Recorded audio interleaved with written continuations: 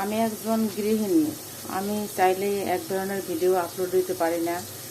কারণ হচ্ছে আমি বেশিরভাগ সময় বাসায় সময় কাটাই, বাইরে তেমন একটা বের হওয়া হয় না, মন মানসিকটা ওইভাবে ভালো থাকে না।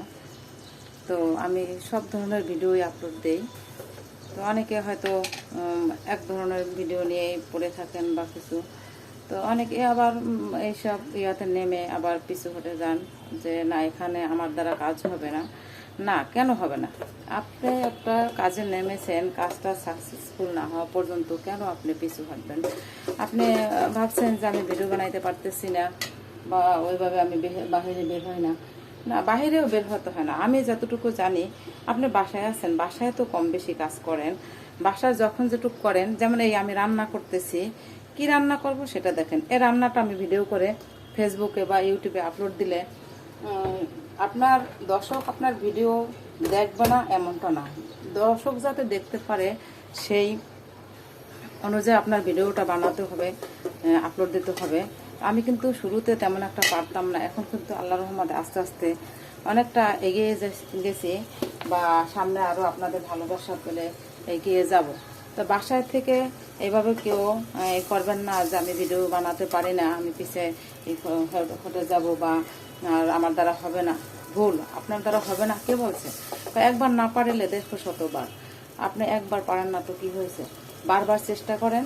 আমি অনেক সময় ফেসবুকের গাইডলাইন মানতে পারি না, ভুল হয়ে যায়।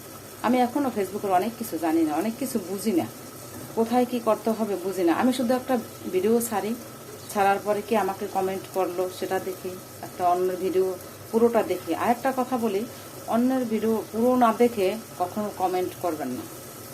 অন্যের ভিডিওটা সুন্দরভাবে দেখবেন, দেখার পর ওখানে গঠনমূলক একটা কমেন্ট করবেন। যেমন আমার ভিডিওটাও দেখলে সুন্দরভাবে দেখে তারপরে গঠনমূলক একটা কমেন্ট করবেন। আর আমাকে যারা কমেন্ট করে তাদেরকে রিপ্লাই কমেন্ট দিয়ে আপনি আমার এবং আমার পরিবারের সাথে যারা যুক্ত আছে সকলের ভালোবাসা নিয়ে যাবেন, আপনার পরিবারে ঘুরে আসার সুযোগ করে দেবেন। তো আপনি যদি নাই পারেন তাহলে ফেসবুক জগতে কেন আসলেন, ইউটিউব জগতে কেন আসলেন? আপনাকে আগে চিন্তা ভাবনা করে তারপরে এই জগতে নামতে হবে, পা দিতে হবে।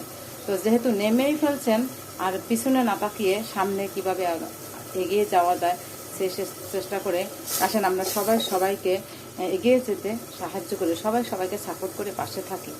আমি আপনাদের পাশে আছি। শুধু আমাকে একটা নক দিয়ে বা আমাকে ফলো দিয়ে সাপোর্ট দিয়ে ডানটা লিখতে ভুলবেন না।